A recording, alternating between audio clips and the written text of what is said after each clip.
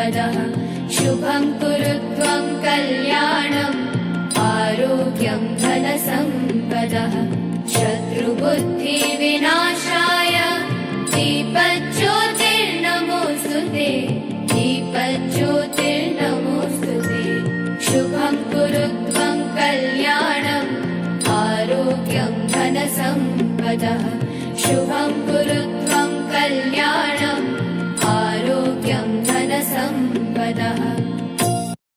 नमस्कार, good morning. Indian medical association Sangli द्वारा आयोजित डॉक्टर तुमच्या भेटीला या कार्यक्रमात मी डॉक्टर माधवी दिलीप पटवर्धन आपल्या सर्वांचे मनपूर्वक स्वागत करते. आजचा हा कार्यक्रम आपण भारतीय भूलतज्ञ संघटनेच्या सांगली मिरज शाखेच्या सहकार्याने करीत आहोत. योगायोगाने भारतीय भूलतज्ञ संघटनेचे हे अमृत महोत्सवी वर्ष चालू आहे. आजच्या कार्यक्रमात आपल्याला भूलशास्त्राबद्दल अतिशय उपयुक्त आणि इंटरेस्टिंग माहिती सांगायला आलेले भूलतज्ञ आहेत doctor Ganesh Limaye, doctor Sarika Kulloli, doctor Amol Kulkarni आणि डॉक्टर शिल्पा गायकवाड. या सर्वांचे मी मनपूर्वक स्वागत करते. डॉक्टर तुमच्या भेटीला हा ऑनलाईन वेबिनारचा कार्यक्रम आम्ही जुलै 2021 मध्ये सुरू केला आहे. या मागची संकल्पना मी आपल्याला थोडक्यात सांगते. डॉक्टरांकडे पेशंट केव्हा येतात, अर्थात जेव्हा काहीतरी त्यांना त्रास सुरू होतो तेव्हा. पण बरेच वेळा डॉक्टरांना असं वाटतं की हे पेशंट जर आपल्याकडे आधी आले असते, जर त्यांनी योग्य ती काळजी घेतली असती तर त्यांना एवढा त्रास झाला नसता किंवा त्यांचा आजार एवढा बळावला नसता. परंतु ही माहिती त्यांना कोण सांगणार? शिवाय जेव्हा पेशंटला आपण उपचार सांगतो तेव्हा वेगवेगळ्या उपचार पद्धती असतात, तर त्यांची पण सविस्तर माहिती त्यांच्या सोप्या शब्दात आम्ही पेशंटना सांगण्याची प्रयत्न करीत असतो, ज्यामुळे पेशंटचे जे गैरसमज असतात ते पण दूर होतात. तर अशा तऱ्हेने आतापर्यंत आम्ही 9 भागात हा उपक्रम घेतलेला आहे. या उपक्रमाचे 9 भाग घेतलेले आहेत. त्यात पहिल्या 2 भागात आम्ही डोळ्याची काळजी या विषय घेतलेला होता. नंतर बालकांचे आरोग्य, स्त्रियांचे आरोग्य, मणक्यांचे आजार म्हणजे मानदुखी आणि कंबरदुखी, आणखीन दंतरोग आणि मुखाचं आरोग्य, त्वचारोग तज्ञाचे आजारापासून सौंदर्यापर्यंत असे विषय आम्ही घेतलेले होते. शिवाय 5 डिसेंबर रोजी नेत्रदान, त्वचादान, अवयवदान आणि रक्तदान याबद्दल जनजागृती करण्यासाठी आम्ही हा भाग सामाजिक बांधिलकी म्हणून घेतलेला होता. हे झालेले सर्व भाग आपण IMA सांगली आरोग्य जागृती या YouTube चॅनलवर केव्हाही बघू शकता. आज आपण ज्या लिंकवर जॉईन झाला आहे त्याच लिंकवर आपण हे सर्व कार्यक्रम बघू शकता. तरी माझी सर्वांना कळकळीची विनंती आहे की आपण सर्वांनी या YouTube चॅनलला सबस्क्राईब करावे व या कार्यक्रमाची माहिती व लिंक जास्तीत जास्त लोकांपर्यंत पोहोचवावी व आरोग्य जागृतीच्या या उपक्रमात आपण जरूर सामील व्हावे. आता आज जो विषय आम्ही घेऊन आलेलो आहोत तो आहे भूलैया अर्थात भूलशास्त्र आणि भूलतज्ञ. भूलशास्त्र हे माणसाला मिळालेले एक मोठे वरदान आहे आणि भूलतज्ञ हे पडद्यामागचे कलाकार असतात. पण याची जाणीव आपल्याला केव्हा होते? जेव्हा आपल्याला स्वतःवर आपल्याला शस्त्रक्रियेची वेळ येते तेव्हा. मला आठवतंय जेव्हा माझी पोटाची शस्त्रक्रिया झाली तेव्हा मी इतकी आरामात होते, इतकी वेदनावर रहित होते या भूलेमुळे की मी भूलतज्ञ डॉक्टर लिमयेशी छान गप्पा मारित होते, कारण मला अजिबात काही त्रास होत नव्हता. अशा वेळी हे शास्त्र निर्माण करण्यात व इतकी त्याची प्रगती करून हे इतकं सुरक्षित व वेदनारहित करण्यात ज्या लाखो लोकांनी योगदान दिलेले आहे त्या सर्वांबद्दल आपण कृतज्ञता व्यक्त करणे गरजेचं आहे. तरी आपण या सर्व लोकांबद्दल कृतज्ञता व्यक्त करूया. एका गोष्टीचे मात्र खूप वाईट वाटते की कोणाची जर ऑपरेशन झाले, शस्त्रक्रिया झाली तर पेशंट डॉक्टर ज्यांनी सर्जरी केली त्यांचे नाव आवर्जून सांगतात, मात्र ज्या भूलतज्ञांनी त्यांना वेदनारहित ठेवले त्यांचं नाव मात्र पेशंट विसरतात. तर अशा या पडद्यामागच्या कलाकारांना आपण सर्वजण कृतज्ञता व्यक्त करूया. आणि भूलशास्त्राचे वेगवेगळे पैलू आहेत, म्हणजे भूल देणे सोडून बाकी जे काम ते करतात त्याबद्दल त्यांच्याकडूनच आपण ऐकूया. आज सहभागी झालेल्या सर्व भूलतज्ञांचे मी परत एकदा मनपूर्वक आभार मानते. मग पुढील सूत्र, आजचे सूत्रधार अनुभवी व ज्येष्ठ भूलतज्ञ सांगलीचे डॉक्टर गणेश लिमये यांच्याकडे सुपूर्द करते. आपण सर्व जॉईन झालात. सर्वांचे स्वागत आणि सर्वांना धन्यवाद. थँक्यू.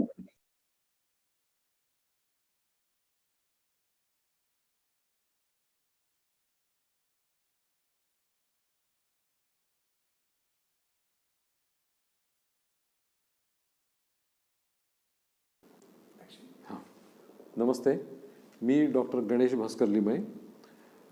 मी MBBS आणि DA म्हणजे डिप्लोमा ॲनास्थेशिया हा पदव्युत्तर अभ्यासक्रम पूर्ण केला आहे. 1993 साली प्रख्यात वानलेस रुग्णालय मिशन हॉस्पिटल येथे कन्सल्टंट पोस्ट केल्यानंतर गेली 29 वर्ष मी सांगलीमध्ये व्यावसायिक भूलतज्ञ म्हणजे कन्सल्टंट ॲनास्थेशिओलॉजिस्ट म्हणून काम करतो आहे. भारतीय भूलतज्ञ संघटना मिरज सांगली शाखेच्या खजिनदार, कार्यवाह आणि उपाध्यक्ष पदावर कामं केल्यानंतर सध्या मी ह्या संस्थेचा विद्यमान अध्यक्ष आहे. आज मी भूलशास्त्र, भूलतज्ञ आणि संपूर्ण भूल या विषयावर माहिती देणार आहे. इंडियन मेडिकल असोसिएशन सांगली शाखा आणि भारतीय भूलतज्ञ संघटना मिरज सांगली शाखाच्या वतीनं मी प्रथम आपले आभार मानतो. मंडळी, मानववंशाच्या ज्ञात इतिहासात शल्यक्रिया छोट्या मोठ्या स्वरूपात केल्या गेल्याचे खूप सारे पुरावे आहेत. परंतु या शल्यक्रियांसाठी जे वेदना शमन करायचं याची प्रक्रिया मात्र अतिशय प्राथमिक दर्जाची होती. म्हणजे काही वेळा खूप दारू पाजून, अफू, गांजासारखी मादक पदार्थ खूप प्रमाणात देऊन किंवा अगदी भीषण प्रकार म्हणजे डोक्यावर एखादा फटका देऊन सुद्धा रुग्णाला बेशुद्ध करून मग शस्त्रक्रिया करण्याचं प्रमाण त्यावेळी खूप सारं होतं. पण अशा वेळी व्हायचं काय की ह्या तंत्राला कुठंही प्रमाणितता नव्हती, म्हणजे प्रमाण नव्हतं की भूल किती वेळात उतरेल, त्याचा पेशंटला किती त्रास होईल, पेशंट बेशुद्धीत जाईल का नाही याची कुणालाच खात्री नसायची. आणि ह्याचा परिणाम म्हणजे काय की काही वेळा पेशंट आधीच जागावून त्याला ऑपरेशनच्या वेळेला होणाऱ्या खूप साऱ्या यातना किंवा मग भुलेतनं नच बाहेर आल्यामुळं जवळजवळ जीव जाण्याची अवस्था. एकूण काय, शस्त्रक्रिया म्हणजे एकंदर नरक यातना किंवा मृत्यूची चाहूल असाच प्रकार होता. परंतु ह्या साऱ्या वैद्यकीय इतिहासाला छेद देणारी घटना 16 ऑक्टोबर 1846 रोजी घडली. अमेरिकेतल्या मॅसेच्युसेट जनरल हॉस्पिटलमध्ये गच्च भरलेल्या सर्जिकल ॲम्फिथिएटरमध्ये एक जादूगारा सदृश दिसणाऱ्या माणसानं एका रुग्णाच्या चेहऱ्यावर एक जाळीदार वस्त्र टाकलं, त्याच्यावर एका रसायनाचे काही थेंब सोडले आणि मंत्रमुग्ध झालेल्या लोकांच्या समोर तो माणूस पाहता पाहता निद्रेत गेला आणि बेशुद्धीतही गेला. तिथं उपस्थित असलेल्या सर्जननं त्याच्या गळ्याजवळ असलेली गाठ लिलिया काढली आणि थोड्या वेळानं ऑपरेशन पूर्ण झाल्यावर तो रुग्ण परत जागाही झाला. परंतु ह्या काळात त्याला कुठेही वेदनाही झाली नाही किंवा एकंदर ह्या पूर्ण प्रक्रियेची कुठं स्मृतीही त्याला नव्हती. मंडळी, ही घटना पाहताच तिथं उपस्थित असलेल्या प्रेक्षकांनी टाळ्यांचा कडकडाट केला आणि वैद्यकीय क्षेत्राला एक नवं दालन खुलं झालं. या जादूगाराचं नाव होतं sir William Thomas Green Morton आणि त्या रसायनाचं नाव होतं इथर. मंडळी, एकंदर ह्यानंतर शस्त्रक्रियेत असणारी भीती, शस्त्रक्रियेत असणारी वेदना आणि शस्त्रक्रियेचा आक्रोश हा पूर्णपणे वैद्यकीय शास्त्राच्या इतिहासातनं पुसला गेला आणि एका नवीन शास्त्राचा जन्म झाला, म्हणजे ॲनास्थेशिया, मॉडर्न ॲनास्थेशिया, ज्याला मराठीत आधुनिक भूलशास्त्र किंवा बधिरीकरणशास्त्र म्हणतात. मंडळी, आज आपण ह्याच भूलशास्त्र किंवा बधिरीकरणशास्त्र आणि ते देणारे भूलतज्ञ याच्याविषयी खूप सारी माहिती जाणून घेणार आहोत. मंडळी, आता पहिलाच खरं सांगायचं म्हणजे भूलशास्त्र, भूलतज्ञ हा कोण असतो याविषयी खूप गैरसमज आहेत. पण मी आज ठामपणे आणि महत्त्वाचं सांगतो, भूलतज्ञ हा एक डॉक्टरच असतो. लक्षात घ्या, तुम्ही ज्या ऑपरेशन करायसाठी ज्या शस्त्रक्रिया तज्ञ म्हणजे सर्जनकडे जाता, ऑब्स्टेट्रिशियन म्हणजे स्त्रीरोग तज्ञाकडे जाता किंवा मेडिसिन फिजिशियनकडे जाता किंवा एखादा बालरोग तज्ञाकडे जाता, तितकाच शिकलेला भूलतज्ञ हा डॉक्टर असतो. कुणालाही भूलतज्ञ होण्यासाठी प्रथम भारतात मान्य असलेली मूलभूत सर्जरी, मेडिसिन, गायनॅक, ऑब्स्टेट्रिक्स सर्व विषय असलेली MBBS ही पदवी प्राप्त करावीच लागते आणि त्यानंतर MD, DNB, DA अशा ॲनास्थेशियातला पदव्युत्तर अभ्यासक्रमही पूर्ण करावा लागतो. तेव्हाच त्याला भूल देण्याचा अधिकार आणि अनुमती म्हणजे परवानगीही मिळते. ह्यासाठी त्याला शासनमान्य मेडिकल काउन्सिल याला रजिस्ट्रेशनही करावं लागतं. तर सगळ्यात महत्त्वाची गोष्ट म्हणजे आम्ही भूलतज्ञ, आम्ही ऑपरेशनच्या वेळी भूल देणे हे आमचं मुख्य काम आहेच, पण त्या व्यतिरिक्त भूलतज्ञ हा बरीच कामं करतो. भूलतज्ञ हा अतिदक्षता विभागात म्हणजे ICU मध्ये इंटेन्सिव्हिस्ट म्हणजे अतिदक्षता तज्ज्ञ म्हणूनही कार्यरत असतो. हा भूलतज्ञ म्हणजे आम्ही भूलतज्ञ वेदनाविरहित प्रसूती यातही कार्यरत असतो. भूलतज्ञ हे पेन क्लिनिकच्या माध्यमातून काही विशिष्ट वेदना ज्या ऑपरेशननं सुद्धा नीट करता येत नाही, या ऑपरेशन शिवायही वेदना शमन करतो. आणि काही वेळा पूर्ण ॲक्सिडेंटमधनं किंवा ट्रॉमा होऊन किंवा शरीराला खूप इजा होऊन आलेले लोक जेव्हा रुग्णालयात येतात तेव्हा त्यांचं प्राथमिक तक्रार अशी त्यांना वेदना होतात. त्या वेदना त्याची तक्रार दूर करण्याआधी प्रथम वेदना दूर करण्याचं कामसुद्धा भूलतज्ञच करत असतो. तुम्हाला माहिती आहे, गेला 2 वर्ष कोरोनानं सगळ्या जगावर थैमान घातलं होतं, मृत्यूच्या खाईच जवळजवळ लोटलं होतं. पण ह्या काळात सुद्धा फ्रंटलाईन वॉरियर ज्याला म्हणतात, आघाडीच्या फळीत काम करणारे योद्धे ज्यांना म्हणतात, अशा वैद्यकीय क्षेत्रात भूलतज्ञ हे फार आघाडीवर होते. बाह्यरुग्ण विभाग असो, आंतररुग्ण विभाग असो आणि सगळ्यात महत्त्वाचं म्हणजे कोरोनाचे ICU असोत, या ICUजमध्ये सुद्धा भूलतज्ञांनी अहोरात्र आणि स्वतःच्या जीवाची पर्वा न करता काम केलं आणि असंख्य रुग्णांना त्यांनी मृत्यूच्या दाढेतून खेचून बाहेर आणलं. यात काही जणांचा जीवही गेला, काही जण धारातीर्थी पडले, पण भूलतज्ञ खचले नाहीत, हरले नाहीत, त्यांनी कोरोनाला हलवलं. लक्षात ठेवा, काही वेळेला रस्त्यावर जाता जाता सुद्धा तुम्हाला हार्ट अटॅक किंवा एकदम सडन हृदय बंद पडून पडलेला पेशंट दिसतो, रुग्ण दिसतो, माणूस येतो, तो रुग्ण झालेला नसतो तोपर्यंत. तर अशा वेळेला एखादी वैद्यकीय मदत तिथं पोचेपर्यंत काही प्रक्रिया करून त्याचा प्राण वाचवता येतो. याला इंग्रजीत BLS बेसिक लाईफ सपोर्ट म्हणजे जीवनसंजीवनी किंवा प्राथमिक जीवनरक्षा ह्याचं प्रशिक्षण देण्याचं काम सुद्धा भूलतज्ञ करतात, कारण भूलतज्ञ हे ह्यात पूर्णपणे तज्ज्ञ असतात. आणि अशी प्रशिक्षण देणारी आणि आमच्या भूलतज्ञांच्या ज्ञानाचं वर्धन करणारी, त्यासाठी परिषदा घेणारी, त्यासाठी वेगवेगळे अभ्यासक्रम राबवणारी भारतीय भूलतज्ञ संघटना ही जगातली 2 नंबरची भूलतज्ञ संघटना आहे. याचा मला फार अभिमान वाटतो. आणि त्याहून अभिमानाची गोष्ट आहे की भारतीय स्वातंत्र्याबरोबरच अमृत महोत्सव साजरी करणारी आमची भूलतज्ञ संघटना यावर्षी अशी जनजागृतीची आणि समाजोपयोगी खूपच कार्यक्रम घेत आहे. आता विचार केला तर भूलतज्ञाकडं रुग्ण डायरेक्ट कधी येत नाही. आमची कुठल्याही प्रकारचं बाह्यरोग विभाग उपडी नसते. भूलतज्ञ पेशंटला केव्हा बघतो, किंवा रुग्ण किंवा आपण भूलतज्ञाशी कधी संपर्कात येतात, तर तुमची कुठली तरी शस्त्रक्रिया ठरली तर, आणि मगच भूलतज्ञाचं खरं काम तुम्हाला कळतं. परंतु भूलतज्ञ हा पडद्यामागचा कलाकार असतो. तो डायरेक्ट पेशंटशी किंवा रुग्णांशी किंवा समाजाशी कधी जोडला गेलेला नसतो, ह्या त्याच्या भूल ह्या विशिष्ट कामामुळं. तरीही जेव्हा भूलतज्ञाचं कौशल्य माणसाच्या लक्षात येतं तेव्हा तो खरंच त्याचा ऋणी राहतो, असं मी स्वतःच्या अनुभवानं सांगतो. पण हे मी माझे अनुभव जाऊ देत, पण काही समाजातल्या धुरण्यांनी सुद्धा आमच्याबद्दल खूप चांगलं म्हणून ठेवलं आहे. गेल्या शतकाचा महानायक जेव्हा खूप आजारी पडला होता तेव्हा त्यानं बाहेर आलेल्या एका कृतज्ञता पत्रात त्यानं असं म्हटलं आहे की माझ्या प्रत्येक आजारातून, छोट्या मोठ्या आजारातून, ह्या मोठ्या आजारातून सुद्धा बाहेर येण्यास मला ॲनास्थेशियोलॉजिस्ट म्हणजे भूलतज्ञांची फार मदत झाली आहे आणि मी त्यांचं ऋणी आहे. अमिताभजी, आम्ही तुमचे ऋणी आहोत. दुसरी गोष्ट, हिंदू हृदय सम्राट बाळासाहेब ठाकरे यांनी आमच्याबद्दल एक फार छान वाक्य लिहून ठेवलं आहे की जगात बधिरीकरणचा चमत्कार सर्वत्र चालू आहे आणि भूलतज्ञ हे लोकांचे जीव वाचवण्यात फार अग्रेसर आहेत. त्यामुळे भूलतज्ञाला आणि या शास्त्राला माझं त्रिवार वंदन, त्रिवार प्रणाम म्हणले त्यांनी. मी खरोखरी थक्क होतो, नतमस्तक होतो. एवढ्या मोठ्या माणसाने आमच्याबद्दल इतके चांगले उद्गार काढावेत.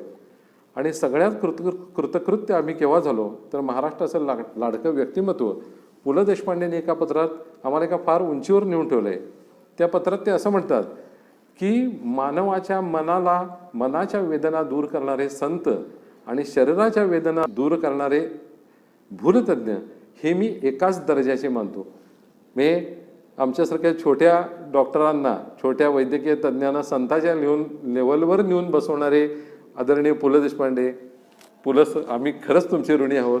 मी आमच्या अंगावर एक मूठभर मास चढल्या तुमचं वाक्य वाचल्यावर आम्हाला दरवेळी वाटतं. धन्यवाद. आता आपण भुलीविषयी जाणून घेऊ. भूल म्हणजे नक्की काय बरं? तर भूल म्हणजे शरीराची अशी अवस्था, शरीराची एक वेदनारहित अशी अवस्था की ज्यातनं तुम्हाला मला परत आणता येतं. म्हणजे त्याला इंग्रजीत reversible loss of all modalities of sensation, म्हणजे शरीराच्या सर्व जाणीवा काही विशिष्ट कालावधीकरता दूर करून ठेवणारी शरीराची अवस्था ज्यातून मला तुम्हाला परत आणता येतं, याला आमच्या भाषेत भूल म्हणतात. आता ही भूल द्यायची कशासाठी द्यायची? म्हणजे भूल अशी काही तिळगुळासारखी नाही की मला या भूल द्या, तर असं होत नाही. तर भूल ही या विशिष्ट कामासारख्या दिली जाते, ती म्हणजे शस्त्रक्रिया ज्यासाठी ह्या भूलशस्त्राची निर्मिती झाली. तर शस्त्रक्रिया ही एक वेदनादायक गोष्ट आहे. या काळात त्या पेशंटला त्याच्या वेदना जाणवू नये, त्याचा काही त्रास होऊ नये, सगळ्यात महत्त्वाची त्याची स्मृती राहू नये ह्या कुठल्याही त्रासाची, याकरता ही भूल दिली जाते.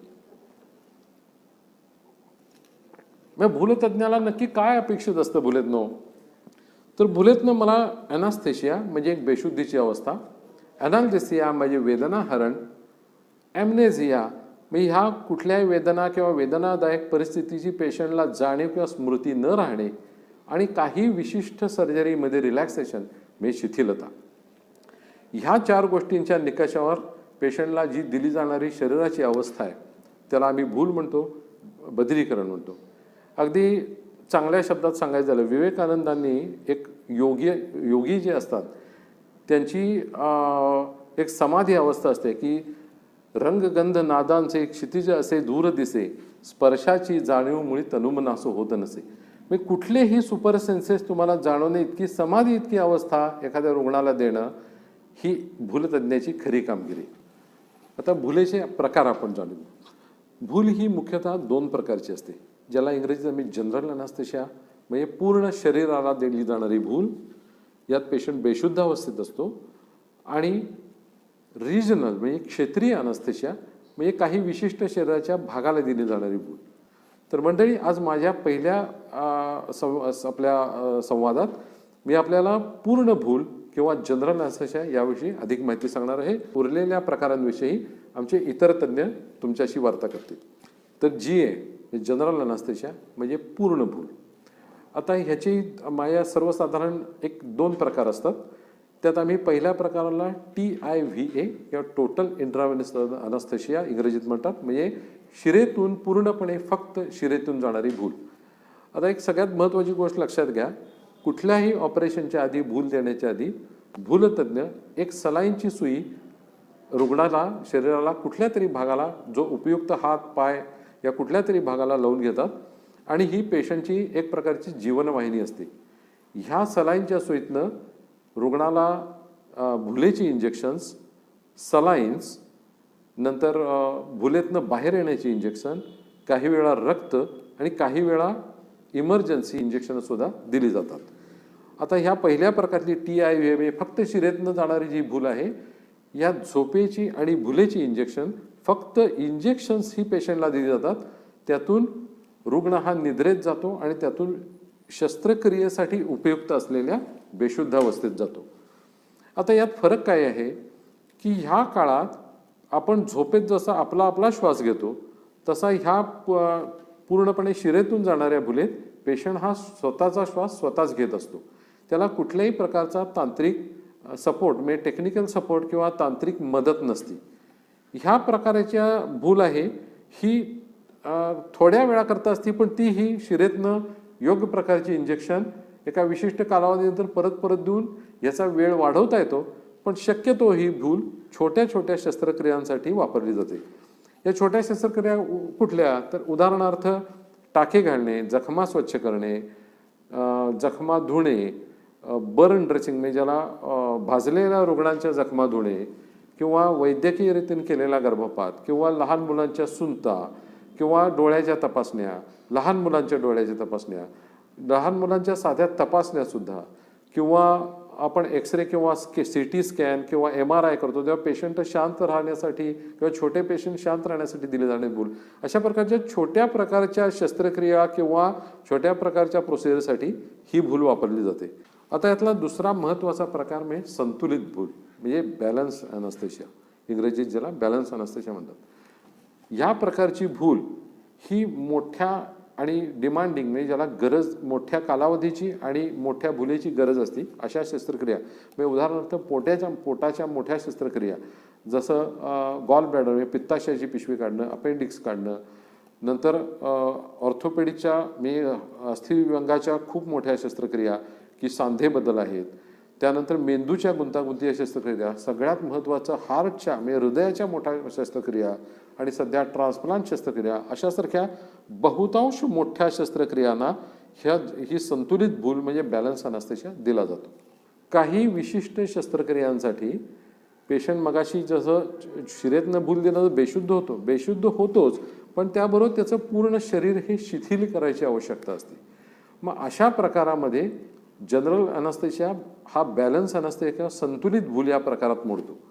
यावेळी आम्ही काय करतो, भूलतज्ञ काय करतो, तर पेशंटला लावून घेतलेल्या सलाईनच्या सुईतनं त्याला भुलेच्या आणि झोपेच्या औषधांच्या बरोबरच त्याचं शरीर शिथिल करणारी म्हणजे पॅरालाइज करणारी औषधं देतो.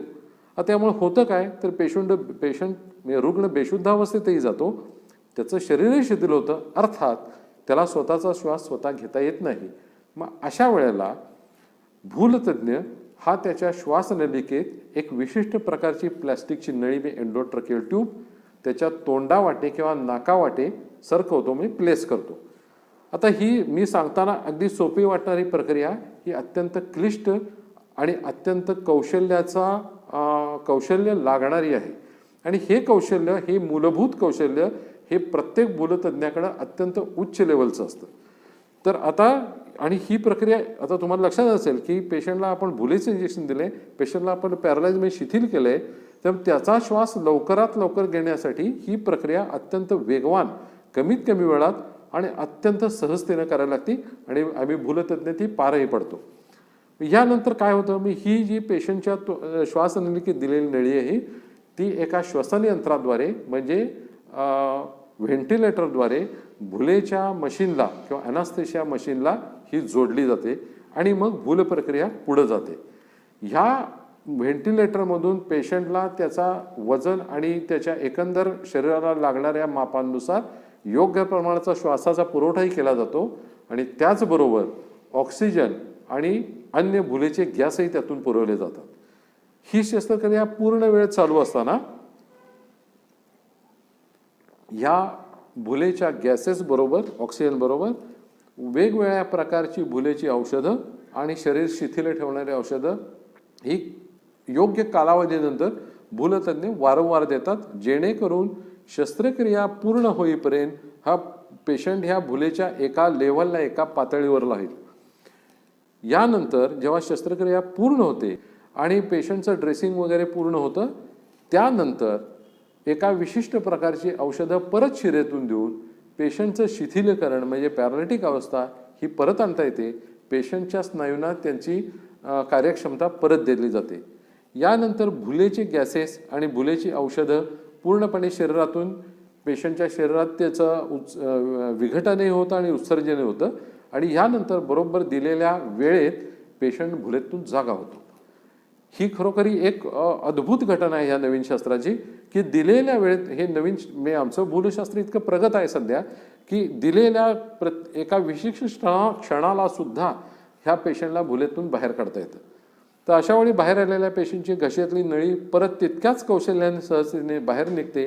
पेशंट पूर्ण जागा झालेला असतो आणि असा सुखरूप पेशंट सुखरूपपणे त्याच्या नातेवाईकांच्या हातात सोपवणे इथं माझ्या भुलेचं काम संपतं. आता हे पूर्ण भूल आणि शस्त्रक्रिया चालू असताना भूलतज्ञ काय करत असतो, भूलतज्ञ म्हणजे भूल देऊन तिळगुळ घ्या गोड मला म्हणून जात नाही. भूलतज्ञ हा पूर्णपणे त्या रुग्णाच्या डोक्याशी सतत उभा असून करत काय असतो, नाडी, त्याचं ब्लड प्रेशर, त्याच्या हृदयाचे ठोके, त्याच्या शरीरातलं ऑक्सिजन, त्याच्या शरीरातला कार्बन डायऑक्साईड याच्या सर्व गोष्टींवर त्याचं एक बारीक लक्ष असतं.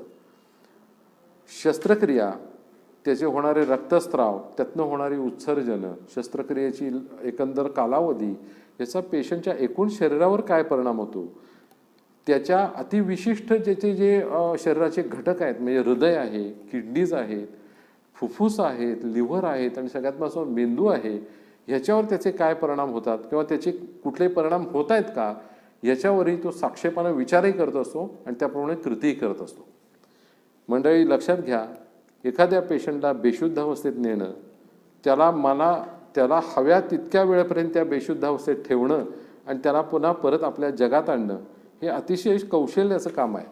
आणि खरंच याला उपमा द्यायची असेल तर एखादं जेट फायटर प्लेन उत्तम रीतीने टेक ऑफ करणं, ते वाऱ्या वादळातून नेऊन शत्रूच्या एरियात नेऊन शत्रू उद्ध्वस्त करून परत येऊन अत्यंत सुरक्षितपणे लँडिंग करणाऱ्या एखाद्या फायटर पायलटची त्याची तुलना करावी लागेल.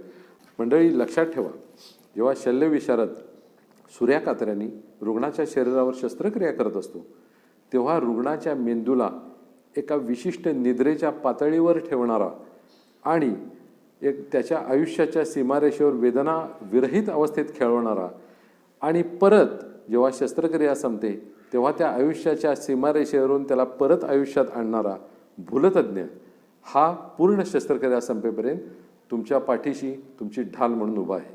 धन्यवाद.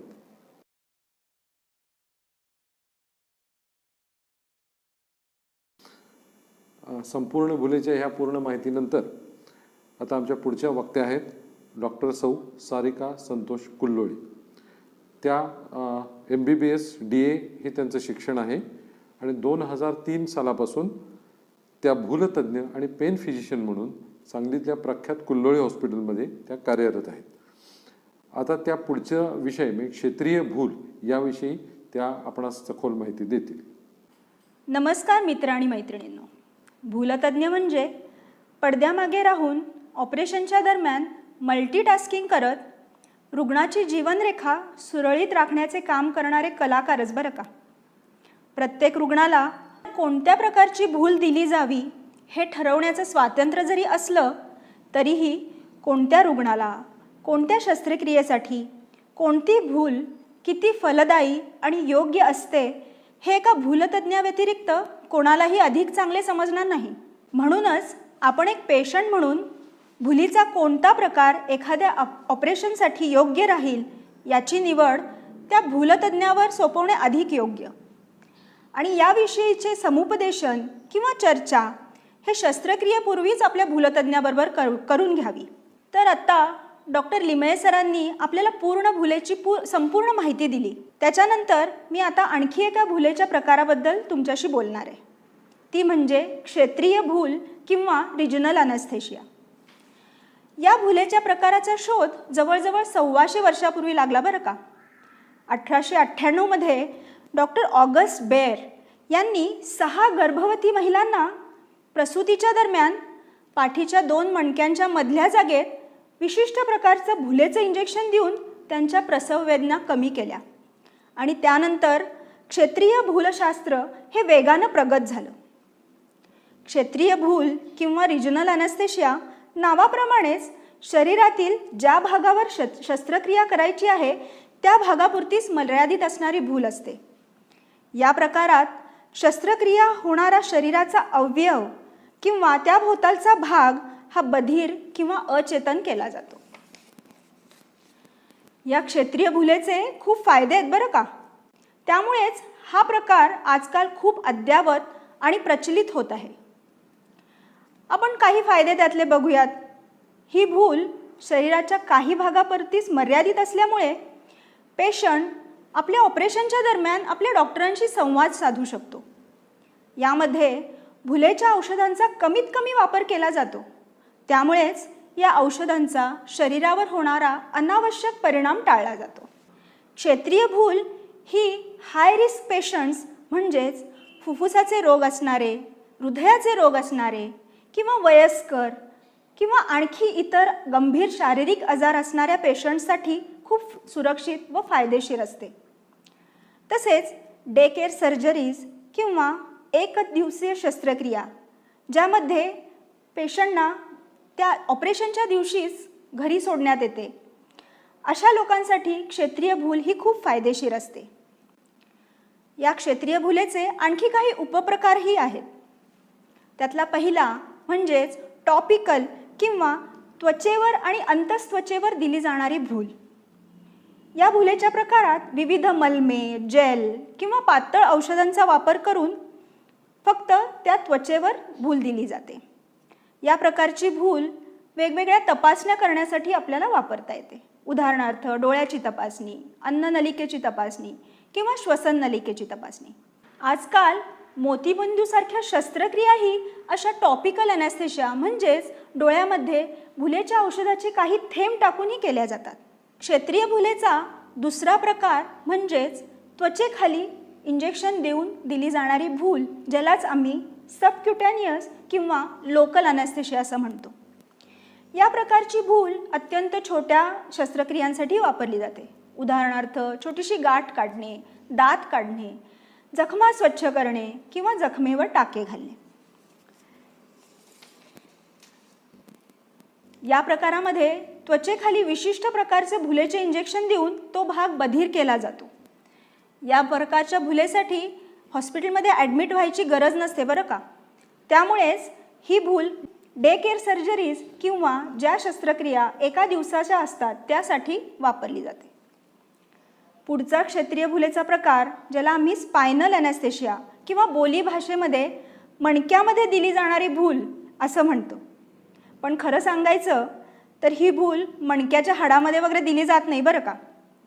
तर 2 मणक्यांच्या मधल्या जागेमधनं अत्यंत बारीक सुई ही आत सरकवली जाते आणि एक विशिष्ट प्रकारचं इंजेक्शन हे आपल्या मज्जारज्जूच्या बाजूला जे पाणी असतं ना त्यामध्ये सोडलं जातं आणि ह्या पाण्यात तरंगणारे मज्जातंतू या औषधामुळे बधीर होतात आणि ओघानेच ह्या मज्जातंतू ज्या शरीराच्या भागाला चेतना पोचवतात तो भाग अचेतन होतो.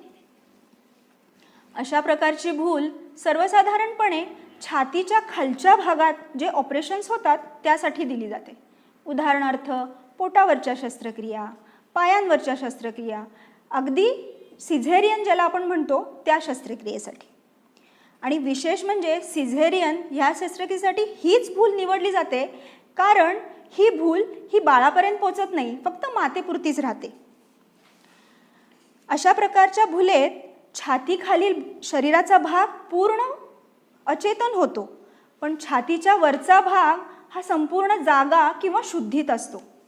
म्हणून कधीकधी रुग्णांना असा गैरसमज होतो बरं का की आपल्याला कमी भूल दिली किंवा आपल्याला भूलच बसली नाही, पण खरंच हे सत्य नाही. अशाच पद्धतीचा क्षेत्रीय भुलेचा दुसरा प्रकार म्हणजे इपिड्युरल ॲनेस्थेशिया. यामध्ये एक अत्यंत बारीक नलिका, आम्ही ज्याला इपिड्युरल कॅथेटर असे म्हणतो, ती 2 मणक्यांच्या मधल्या जागेतनं आत सरकवली जाते. आपल्या मज्जारज्जूच्या आवरणाच्या बाहेर जी पोकळी असते त्यामध्ये ही नलिका ठेवली जाते आणि या सूक्ष्म नलिकेद्वारे विशिष्ट प्रकारच्या भुलेचे इंजेक्शन देऊन जास्त काळ लागणाऱ्या शस्त्रक्रियासाठी भूल दिली जाते.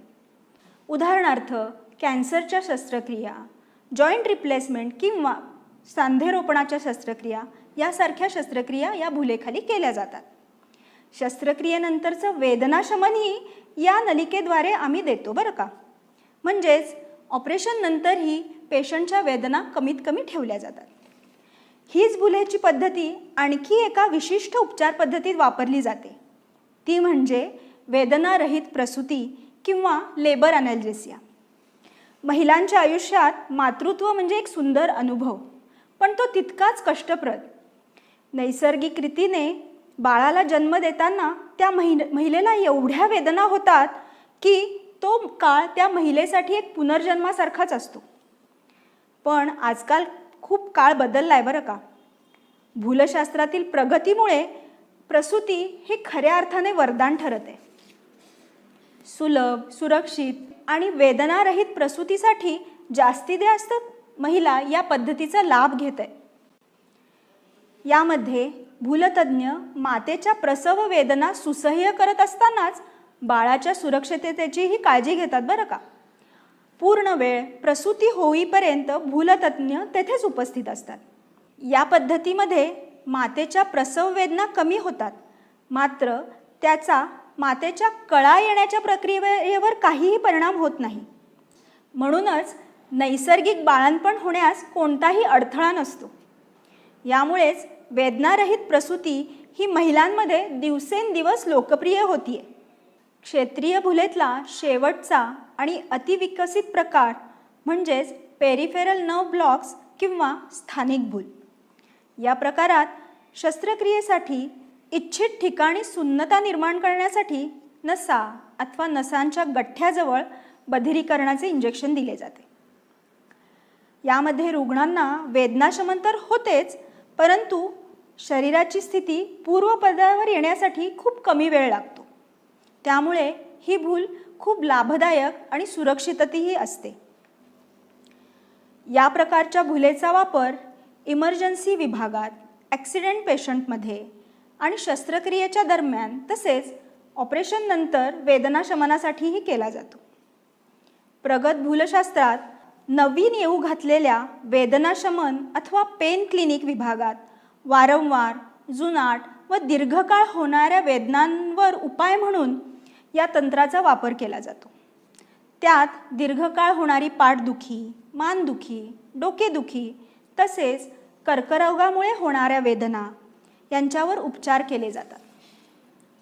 या स्थानिक भुलेमध्ये रुग्णांच्या हात, कोपरा, खांदा, पाय, मांडी, गुडघा, घोटा, पाठ यांना चेतना पुरवणाऱ्या नसांना विशिष्ट ठिकाणी इंजेक्शन देऊन त्या शरीराच्या भागाला बधिरीकरण केले जाते.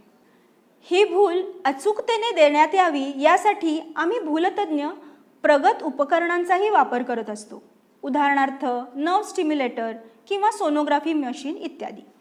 अशा प्रकारे आम्ही भूलतज्ञ रुग्णांचा वेदनांबरोबरचा लढा लढण्यासाठी फक्त शस्त्रक्रियेदरम्यानच नाही तर वेगवेगळ्या विभागांमध्ये क्षेत्रीय भुलेची ढाल घेऊन त्यांच्या आरोग्यमय प्रवासात त्यांच्याबरोबर असतो. धन्यवाद. डॉक्टर कुल्लोळी यांनी स्थानिक भुलीच्या दिलेल्या सुरेख माहितीनंतर आता आमचे पुढचे वक्ते आहेत doctor Amol Kulkarni. Amol Kulkarni MBBS MD physiology आणि DME डिप्लोमा ॲनास्थेसिओलॉजी असं त्यांचं शिक्षण आहे.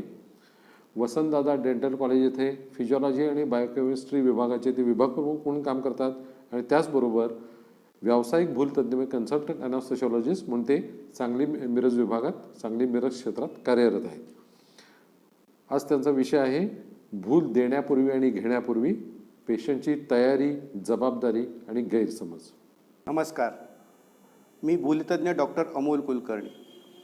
संपूर्ण भूल आणि स्थानिक भूल याविषयी माहिती घेतल्यानंतर आता आपण जाणून घेणार आहोत की आम्ही भूलतज्ञ रुग्णांचे भूल देण्यापूर्वी कशी तयारी करून घेतो. त्याचप्रमाणे आम्हा भूलतज्ञांची काय जबाबदारी आहे आणि भुलीविषयी असणारे समज आणि गैरसमज याविषयी.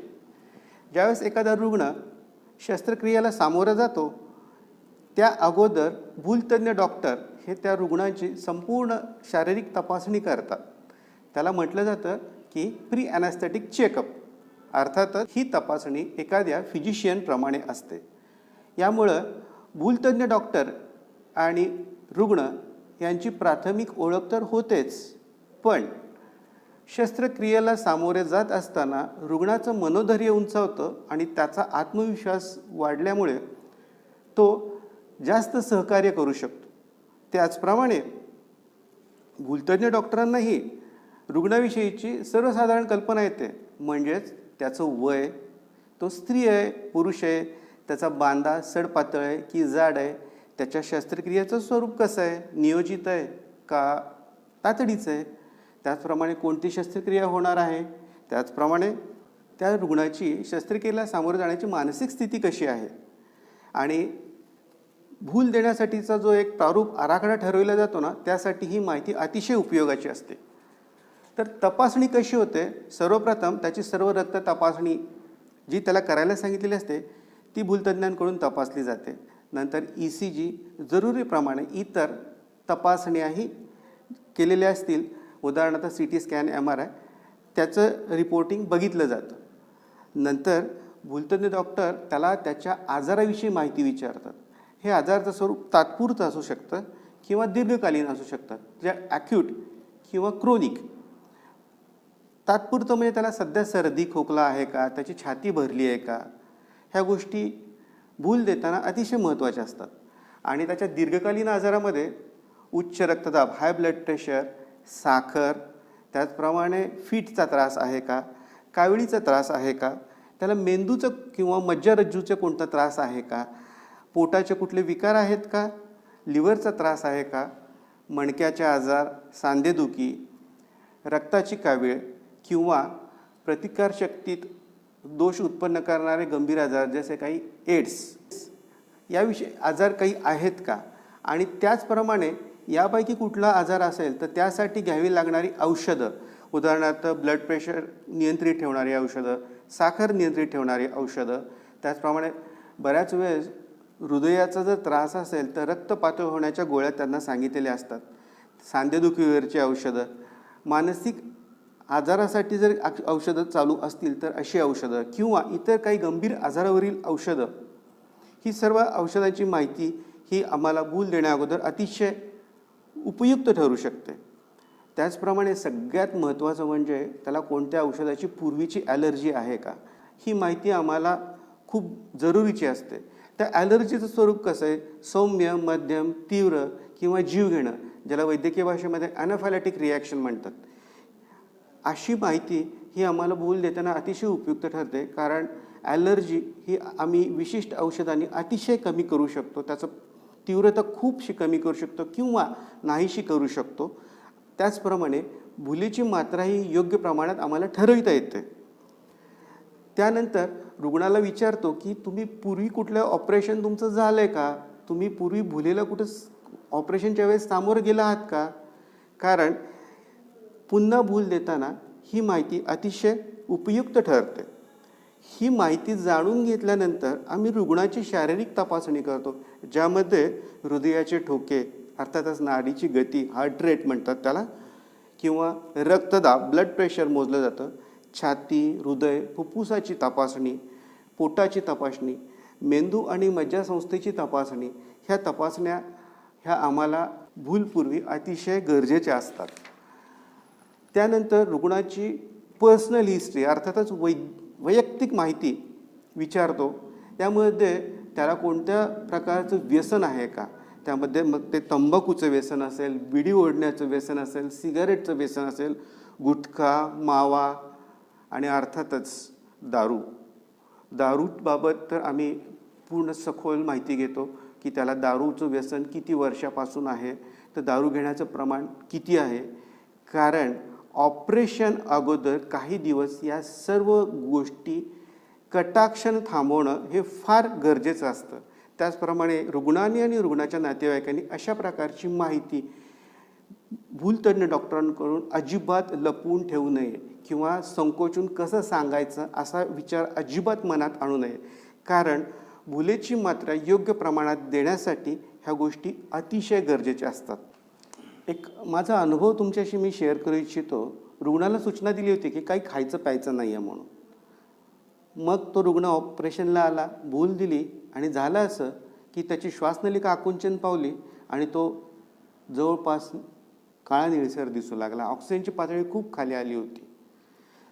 त्याला तशा परिस्थितीतून बाहेर काढलं, स्थिरस्थावर केलं.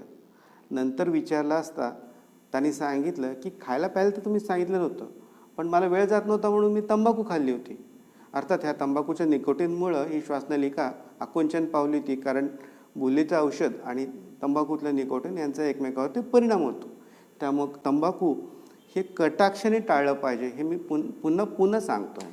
दुसरं महत्त्वाचं म्हणजे झोपेत जर घोळण्याची सवय असेल तर तीही माहिती नक्की द्यावी, कारण काय होतं की भूल दिल्यानंतर ऑक्सिजनची पातळी कमी येते आणि ते थोडंसं त्रासदायक होऊ शकतं. पण ही जर माहिती अगोदर आमच्याकडे असेल तर मात्र आम्ही योग्य तो त्याच्यावरती उपाययोजना करू शकतो.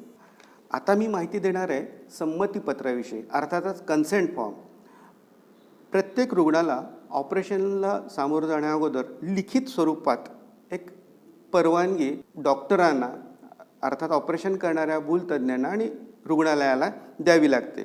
तर त्यामध्ये त्या रुग्णाचं नाव, त्याचं वय, त्याचं लिंग, नंतर त्याला कोणत्या ऑपरेशनला सामोरं जायचं आहे, त्या ऑपरेशनचं स्वरूप कसं, नियोजित आहे का इमर्जन्सी आहे, ऑपरेशनच्या वेळेस त्याला भूल देताना, भूल दिल्यानंतर काही अचानक धोका उत्पन्न होऊ शकतं का, अचानक काही त्रास होऊ शकतं का, या संदर्भातील सर्व माहिती रुग्ण आणि नातेवाईकांना समजेल आणि उमजेल अशा शब्दात लिखित स्वरूपात असते आणि ते समजून घेऊन त्यांनी त्याच्यावरती स्वाक्षरी करायची असते. अर्थात भूलतज्ञ डॉक्टरांचीही स्वाक्षरी त्यावरती असतेच.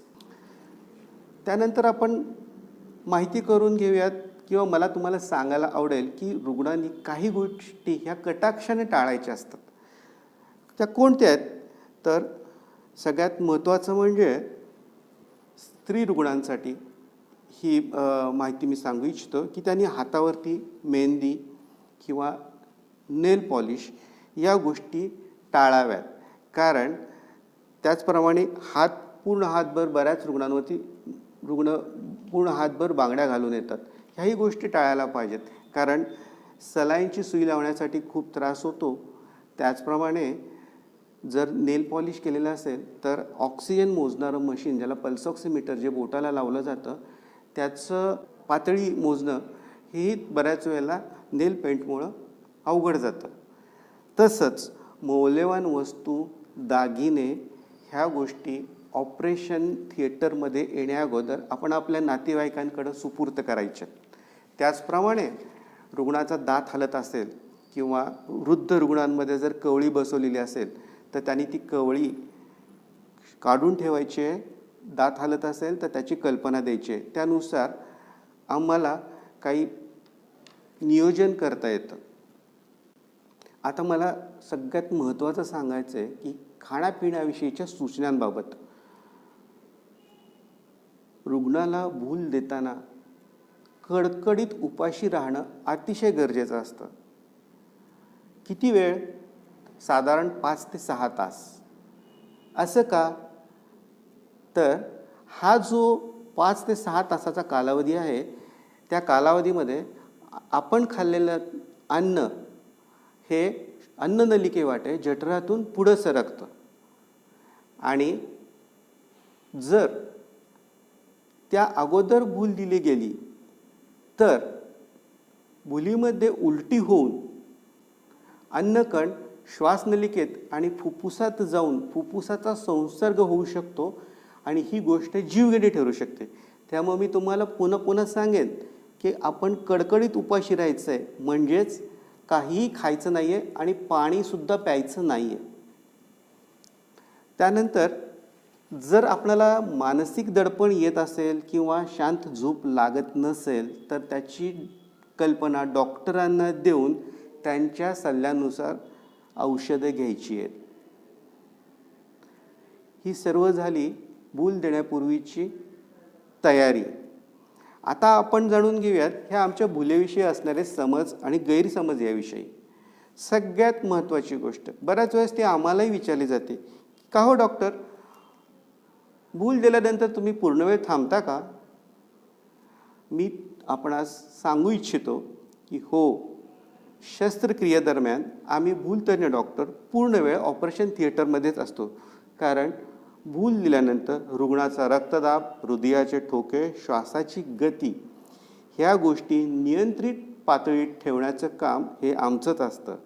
त्याचप्रमाणे शस्त्रक्रियेदरम्यान होणारा रक्तस्राव, क्षारांचं असंतुलन या गोष्टींवरती जरुरीप्रमाणे उपाययोजना देखील आम्हीच करतो.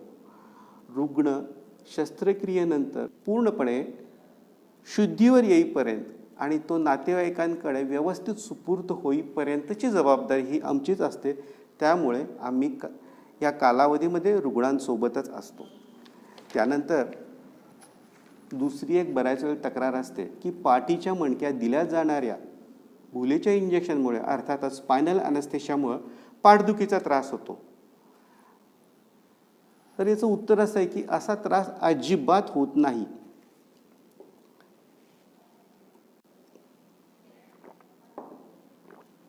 आपण मगाशी जाणून घेतलं की शरीराचा खालचा भाग व पायावरील ऑपरेशनसाठी अशा प्रकारची भूल दिली जाते की ज्यामध्ये मणक्यामध्ये इंजेक्शन दिलं जातं. ते मणक्यात नाही तर मणक्याच्या 2 मणक्याच्या भागामध्ये दिलं जातं, जे आपण क्षेत्रीय भूल संबंधी माहिती घेताना सखोल जाणून घेतलेलं आहे. मात्र नियोजित भाग बधीर होण्या अगोदर रुग्णाला सगळ्यात शेवटचं दुखणं जाणवलेलं असतं, ते म्हणजे सुईचं टोचणं, आणि तेच बऱ्याच काळ त्याच्या डोक्यात राहतं. आणि दुसरं म्हणजे जी सुई वापरतो ना, त्याची जाडीही खूप कमी असते. त्याचप्रमाणे पाठदुखीची बरीचशी कारणं आहेत. कॅल्शियमची कमतरता आहे, स्नायूचा कमकुवतपणा आहे, गर्भावस्थेमध्ये हार्मोनल इफेक्ट संप्रेरकांचा परिणाम, त्याचप्रमाणे आपल्या ज्या एक थोडंसं चुकीचंच म्हणा ना जीवनशैली आहे, त्यामुळं पाठ आणि मानेचं दुखणं हे असतंच. मात्र या काही कारणामुळे असलेल्या पाठदुखीचा स्पायनल ॲनेस्थेशियाशी संबंध जुळला जाऊन गैरसमज होऊ शकतो. तर असा गैरसमज होऊ नये. त्यानंतर अजून एक शंका विचारली जाते, ती म्हणजे विशिष्ट कालावधीमध्ये अपवादात्मक परिस्थितीत सलगच्या ऑपरेशन्सना जर रुग्णाला सामोरं जावं लागत असेल, तर अशा भुलीच्या औषधांचा मेंदूवरती परिणाम होऊ शकतो का? स्पष्टीकरण असं याचं, असा परिणाम अजिबात होत नाही. कारण संपूर्ण परिस्थितीची कल्पना असल्यामुळे भूलतज्ञ डॉक्टर हे भुलीसाठी लागणाऱ्या सुरक्षित अशा औषधांची निवड करतात, की जी औषधं शरीरामध्ये विशिष्ट कालावधीसाठी अगदी काही तासापर्यंत राहून पूर्णपणे विघटित होतात आणि उत्सर्जितही होतात. नंतर अजून एक कायम सांगितली जाणारी तक्रार असते, की मला भूल चढलीच नाही, मी जागा होतो, मला सर्व समजत होते, मग मला तुम्ही कसली भूल दिलीत? तर याचं स्पष्टीकरण मी सांगू इच्छितो, की रिजनल ॲनेस्थेशिया अर्थात क्षेत्रीय भूल ही ठराविक भागापुरती मर्यादित असते. यामध्ये त्या ठिकाणच्या संवेदना बधीर केलेल्या असतात. त्यामध्ये रुग्णाला कोणतंही झोपेचं बेशुद्ध होण्याचं इंजेक्शन दिलेलं नसतं. त्यामुळे अशा प्रकारचा गैरसमज होऊ शकतो. हां, काही परिस्थितीमध्ये जर रुग्णाला जर काही व्यसन असतील, उदाहरणार्थ दारूचं खूप प्रमाण, तंबाखू, सिगरेट, अंमली पदार्थांचं अति प्रमाणातील सेवन, तर त्यामध्ये मात्र नक्की रुग्णाला भूल चढण्यासाठी खूप त्रास होतो आणि रुग्ण अशी तक्रार करू शकतो. तर डॉक्टर आणि रुग्ण यांचं नातं हे अतिशय सहकार्याचं नातं आहे. आणि तुम्हाला लक्षात आलं असेलच की आमची जबाबदारी किती मोठी आहे. तुम्ही एक जबाबदार नागरिक म्हणून हे सर्व ऐकायचं आहे आणि जबाबदार डॉक्टर म्हणून आम्ही तुम्हाला सांगत आहोत. तर मित्रमैत्रिणींनो, हे आमचे भूलशास्त्र आणि आम्हा भूलतज्ञांची जबाबदारी आहे. सर्व काही अगदी थोड्या वेळात सांगणं म्हणजे सारं आकाश चिमटीत पकडण्यासारखं. मात्र तरी पण त्यातील काही महत्त्वाच्या गोष्टी आपणापर्यंत पोचाव्यात, यासाठी आमचा हा प्रामाणिक प्रयत्न. धन्यवाद. पहिल्या तिन्ही वक्त्यांनी दिलेल्या भुलेच्या प्रकाराच्या बहुविध माहितीनंतर आता आमच्या पुढच्या वक्त्या आहेत डॉक्टर सौ शिल्पा अनिल गायकवाड. त्या MBBS MD अनास्थेशिया आणि डिप्लोमा अनास्थेशिया आहेत. BJ वाडिया हॉस्पिटल मुंबई इथं पेडियाट्रिक अनास्थेशिया आणि रिसर्चमध्ये 4 वर्ष काम केल्यानंतर गेली 12 वर्ष त्या भारती मेडिकल कॉलेजमध्ये प्राध्यापक म्हणून कार्यरत आहेत. त्या गेली 2 वर्ष प्रोफेसर आणि हेड ऑफ इमर्जन्सी मेडिसिन डिपार्टमेंटमध्ये त्या कार्यरत आहेत. भूलतज्ञांच्या बहुविध भूमिका या विषयावर त्या बोलतील. नमस्कार. भूलशास्त्राचा इतिहास, उगम, वेगवेगळे प्रकार आणि त्याबाबतची बरीचशी माहिती मिळवल्यानंतर आपण पाहूया की भूलशास्त्र आज किती विकसित झालेलं आहे आणि भूल देण्याव्यतिरिक्त भूलतज्ञ इतर कुठल्या कुठल्या कार्यक्षेत्रामध्ये कार्यरत आहेत ते. आम्हा भूलतज्ञांची ऑपरेशन थिएटर ही एक चौकट असते. ऑपरेशन पुरता भूल देणारा म्हणजे भूलतज्ञ, ही झाली आमची पारंपरिक ओळख. 1647मध्ये भूलशास्त्राचा उगम झाल्यापासून ते आत्तापर्यंत सततच्या संशोधनामुळे भूलशास्त्र आणि भूलतज्ञ यांचे ज्ञान आणि कौशल्य फार विकसित झाले आहे. आज 2022मध्ये भूलतज्ञ पडद्यामागची एक मूक शक्ती म्हणून न राहता तर ऑपरेशन थिएटरची चौकट ओलांडून ह्या प्रगत वैद्यकीय क्षेत्रामध्ये विविध टप्प्यावर आपले पंख पसरवून रुग्णसेवा देण्यासाठी सुसज्ज झालेले आहेत. MBBS नंतर MD, DNB, DA अशा वेगवेगळ्या पदवी अनस्थेशियाच्या अभ्यासामध्ये आम्हाला प्रशिक्षण दिले जाते ते रुग्ण आणि त्याच्या शस्त्रक्रियेसाठी योग्य आणि सुरक्षित भूल देणे. पण याच प्रशिक्षणाचा मूलभूत पाया असतो तो म्हणजे पुनरुत्थान. याचाच अर्थ रिससिटेशन. पेशंटचे एअरवे म्हणजे A, ब्रीदिंग म्हणजे B आणि सर्क्युलेशन म्हणजे C, ज्याला आम्ही ABC लाईफ सेव्हिंग स्किल म्हणजे जीवन वाचवणारे कौशल्य असे संबोधत असतो. एअरवे म्हणजे श्वसन मार्ग प्रस्थापित करणे, ब्रीदिंग म्हणजे श्वसनक्रिया नियंत्रित करणे आणि C सर्क्युलेशन म्हणजे रक्ताभिसरणाचे कार्य पूर्ववत करणे. यामध्ये प्रत्येक अनस्थेशॉलॉजिस्ट हा निपुण असतो. हॉस्पिटल असो किंवा हॉस्पिटलच्या बाहेर असो, कोणत्याही कारणामुळे बंद पडलेले श्वसन असो, हृदयाचे बंद पडलेले कार्य असो किंवा बेशुद्ध अवस्था असो, आपल्या ज्ञानाच्या आणि कौशल्याच्या जोरावर बेसिक लाईफ सपोर्ट, ज्याला आम्ही मूलभूत जीवन आधार म्हणतो, किंवा ॲडव्हान्स कार्डियक लाईफ सपोर्ट म्हणजेच प्रगत जीवन आधार देऊन त्या रुग्णाला जीवनदान देण्यासाठी आम्ही अनस्थेशॉलॉजिस्ट हे नेहमी सुसज्ज असतो. हॉस्पिटलच्या बाहेर कोणत्याही उपकरणाशिवाय जोपर्यंत वैद्यकीय मदत उपलब्ध होत नाही तोपर्यंत जीवन वाचवण्याचे कार्य आम्ही अखंडित करत असतो.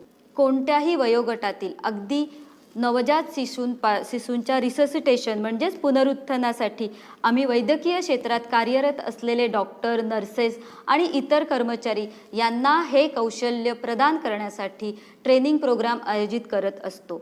त्या व्यतिरिक्त नॉन मेडिको म्हणजे वैद्यकीय क्षेत्राव्यतिरिक्त समाजातील इतर घटकांना देखील ह्या प्रकारचे ज्ञान आणि कौशल्य मिळावे यासाठी देखील आम्ही सजग असतो.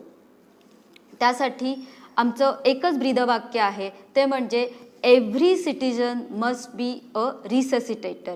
म्हणजेच प्रत्येक नागरिक हा जीवदाता म्हणून सक्षम व्हावा या उदात्त हेतूने आम्ही सर्व अनस्थेशॉलॉजिस्ट जगाच्या कानाकोपऱ्यामध्ये अशा प्रकारच्या कार्यशाळा आयोजित करत असतो. हे ज्ञान देण्यासाठी आम्ही अखंड तत्पर असतो. भारतीय भूलशास्त्रज्ञ संघटनेच्या मिरज सांगली शाखेने अशा वर्कशॉप म्हणजे जीवन संजीवनी देण्याचे ट्रेनिंग प्रोग्राम खूप आयोजित केले आहेत आणि करतही आहोत. कोणत्याही संघटनेला अथवा व्यक्तीला हे प्रशिक्षण हवे असल्यास ते आमच्या संघटनेच्या शाखेच्या पदाधिकाऱ्यांकडे संपर्क साधू शकतात. दुसरं कार्यक्षेत्र आमचं असतं ते म्हणजे अतिदक्षता विभाग म्हणजेच इंटेन्सिव्ह किंवा क्रिटिकल केअर युनिट, जिथे अतिगंभीर रुग्णाच्या ट्रीटमेंटसाठी मॅनेजमेंटसाठी आम्ही भूलतज्ञ अतिदक्षता तज्ज्ञ म्हणजेच इंटेन्सिव्हिस्ट म्हणून कार्यरत असतो. Ventilator management, pen management, sedation management, fluid आणि इलेक्ट्रोलाइट मॅनेजमेंट, हिमोडायनॅमिक मॉनिटरिंग म्हणजेच हृदयाची ताल, गती, रक्तदाब, श्वासोश्वास, शरीराचे तापमान, शरीरातील साखरेचे प्रमाण इत्यादी अनेक प्रकारच्या घटकांचे आमचे असलेले सखोल ज्ञान या कारणामुळेच आम्ही आज क्रिटिकल केअरचे अविभाज्य भाग म्हणून ओळखले जातो. ठिकठिकाणच्या क्रिटिकल केअर युनिटमध्ये अनस्थेशॉलॉजिस्ट हे लीडर किंवा त्या पथकाचे नेतृत्व करत असतात. अशा क्रिटिकल पेशंटचे ट्रान्सपोर्ट म्हणजे काही कारणामुळे एका ठिकाणाहून दुसऱ्या ठिकाणाकडे नेण्यास असल्यास जी ट्रान्सपोर्ट टीम असते त्याचे नेतृत्व हे नेहमी अनस्थेशॉलॉजिस्टच करत असते. आघात, सामान्य आपत्ती किंवा मोठ्या प्रमाणावर जीवितहानी होणारी आपत्ती असू देत, अशा ह्या इमर्जन्सी, ट्रॉमा आणि डिझास्टर मॅनेजमेंटच्या टीममध्ये अनस्थेशॉलॉजिस्ट ही महत्त्वाची भूमिका बजावत असतो. भूकंप, सुनामी, दहशतवादी हल्ले किंवा आपण आत्ताच अनुभवलेली अनाकलनीय किंवा अविश्वसनीय अशी कोविडसारखी महामारी असो, या प्रकारच्या रुग्णांच्या ट्रीटमेंटसाठी आणि सर्वसाधारण व्यवस्थापनासाठी जी टीम कार्यरत असते त्यामध्ये अनस्थेशॉलॉजिस्टची भूमिका ही प्रखर असते. यासाठी कार्य करणारी आमची एक वेगळी शाखाच कार्यरत आहे. पुढचं आमचं क्षेत्र आहे ते म्हणजे पेन क्लिनिक. वेदना निरसन करणाऱ्या औषधांचा सखोल अभ्यास आणि त्यासाठी लागणारे कौशल्य विकसित करणे हे देखील आमच्या प्रशिक्षणाचाच एक भाग आहे. त्यामुळेच पेन क्लिनिक म्हणजे वेदना शमन किंवा पॅलिएटिव्ह केअरमध्ये अनेस्थेशियोलॉजिस्ट आज कार्यरत आहेत. नुसत्या ऑपरेशन, फ्रॅक्चर अशा किरकोळ वेदनाच नव्हे तर कॅन्सरसारख्या असह्य वेदना, वेगवेगळ्या न्यूरोपॅथीज म्हणजेच नसांमुळे होणाऱ्या वेदना, यामुळे रुग्णाचे आयुष्य फारच चिंताजनक झालेले असते. या सर्व रुग्णांच्या वेदनांचे निरसन करून त्यांचे आयुष्य सुसह्य करण्यासाठी आज भूलतज्ञ वेदना क्लिनिक, पेन क्लिनिक किंवा पॅलिएटिव्ह केअर यामध्ये कार्यरत आहे. त्यासाठी ते वेगवेगळ्या औषधांचे ज्ञान व कौशल्य पणाला लावून इतर रुग्णसेवेंशी समन्वय साधून आज भूलतज्ञ अशा प्रकारच्या रुग्णांचे आयुष्य सुसह्य करण्यासाठी प्रयत्नशील आहेत. बर्न युनिट म्हणजेच भाजलेल्या पेशंटची ट्रीटमेंट करणारं युनिट, यामध्ये अनेस्थेशियोलॉजिस्ट हा एक मेंबर असतो. या पेशंटचे पेन मॅनेजमेंट, त्यांच्या वेगवेगळ्या शस्त्रक्रिया, त्यांचे शरीरातील बिघडलेले क्षार आणि द्रव्याचे संतुलन नियमित करणे, व्हेंटिलेटर मॅनेजमेंट, ह्या सर्व घटकांवर तो योग्य ते निर्णय घेऊन अशा प्रकारे भाजलेल्या रुग्णांचे पुनर्वसन करण्याचा प्रयत्न करत असतो. या सर्व क्षेत्रामध्ये भूलतज्ञांनी आपले अस्तित्व प्रस्थापित केलेले आहे. वैद्यकीय क्षेत्रांमध्ये नवनवीन शाखा, नवनवीन उपशाखा, संशोधन निर्माण होतात. ते म्हणजे रुग्णाचे योग्य ते निदान आणि योग्य ते उपचार व्हावे या उदात्त हेतूनेच होतात. भूलशास्त्र देखील यामध्ये मागे नाही. आमच्याही शास्त्रामध्ये वेगवेगळे स्पेशलायझेशन म्हणजे प्रगत शिक्षण उपशाखा निर्माण होत आहेत. अशा शाखांची आपण काही जुजबी ओळख करूया. पिडॅट्रिक अनेस्थेशिया म्हणजे नवजात शिशूंपासून ते बाल्यावस्थामध्ये होणाऱ्या सर्व शस्त्रक्रियांसाठी लागणारी भूल, ही अतिशय डेलिकेट ब्रँच आहे. तिथे भूलशास्त्राचं कौशल्य पणाला लागलेलं असतं. दुसरं आहे न्यूरो अनेस्थेशिया, जिथे मेंदू आणि मज्जातंतूंसारख्या क्लिष्ट किंवा गुंतागुंतींच्या शस्त्रक्रियेसाठी लागणारी भूल देण्याचे शास्त्र. तिसरं आहे ते कार्डियक अनेस्थेशिया, हृदय आणि त्यासंबंधित असलेल्या रक्तवाहिन्यांच्या ऑपरेशनसाठी लागणारी भूल. नेक्स्ट ऑब्स्टेटिक अनेस्थेशिया म्हणजे प्रसूतीसाठी लागणारी भूल.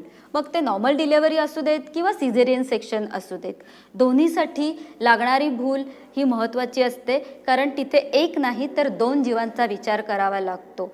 प्रसूती म्हटली की वेदना असणारच हा एक समज होता, पण आता तो मात्र नाही आहे. कारण वेदनाशून्य प्रसूती ही जादू शक्य झाली कारण या शाखेतील संशोधनामुळे. आज कितीतरी महिला वेदनाशून्य प्रसूतीचा उपभोग घेत आहेत. याचे कारण म्हणजे या शाखेतील संशोधन, अभ्यास आणि कौशल्य. बेरियाट्रिक अनेस्थेशिया म्हणजे लठ्ठपणा कमी करण्यासाठी लागणाऱ्या शस्त्रक्रियेसाठी दिली जाणारी भूल. पुढील म्हणजे ट्रान्सप्लांट अनेस्थेशिया. मृत किंवा जिवंत व्यक्तीमधील हृदय, लिव्हर, किडनी अशा अनेक अवयवांचे ट्रान्सप्लांटेशन सर्जरी आपण ऐकूनच आहोत.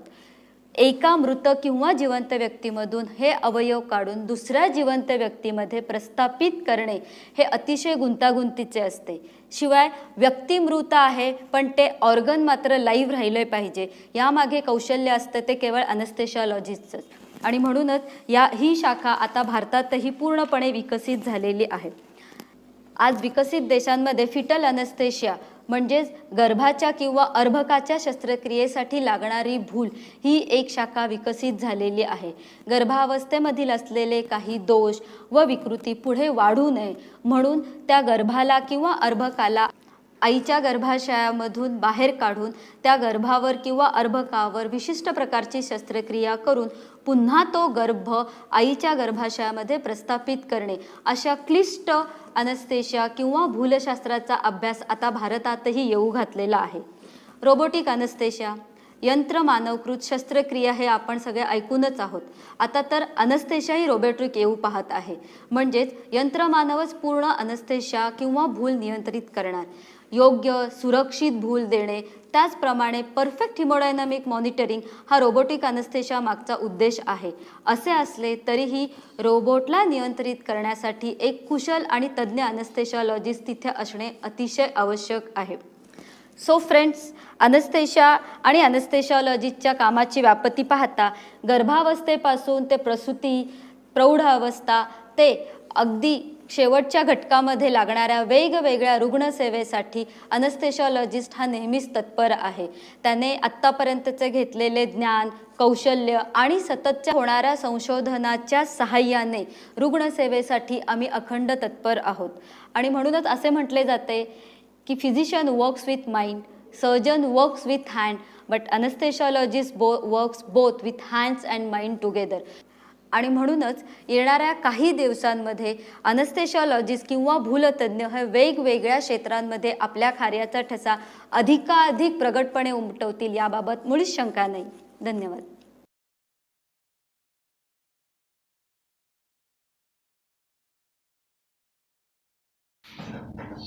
नमस्कार मित्रांनो, आजच्या डॉक्टर तुमच्या भेटीला या कार्यक्रमामध्ये भूलतज्ञ doctor Ganesh Limaye, doctor Amol Kulkarni, doctor Sarika Kullole आणि डॉक्टर शिल्पा गायकवाड यांनी भूलशास्त्राविषयी अतिशय उपयुक्त अशी माहिती आपणा सर्वांना दिलेली आहे. वेगवेगळ्या प्रकारच्या भूली, त्याचे परिणाम, भूल देण्यापूर्वी आणि भूल देण्यानंतर करायच्या ज्या उपाययोजना असतात त्याचीसुद्धा माहिती आपल्याला दिलेली आहे. त्याबरोबरच भूलशास्त्राच्या बहुविध भूमिका ह्याविषयीसुद्धा आपल्याला अतिशय चांगलं मार्गदर्शन ह्या भूलतज्ञांनी केलेलं आहे. या सर्व सहभागी भूलतज्ञांचं सांगली IMA तर्फे मी मनपूर्वक आभार मानतो आणि अतिशय उपयुक्त माहिती दिल्याबद्दल त्यांचं धन्यवाद देतो आणि हा कार्यक्रम संपला असं जाहीर करतो. धन्यवाद.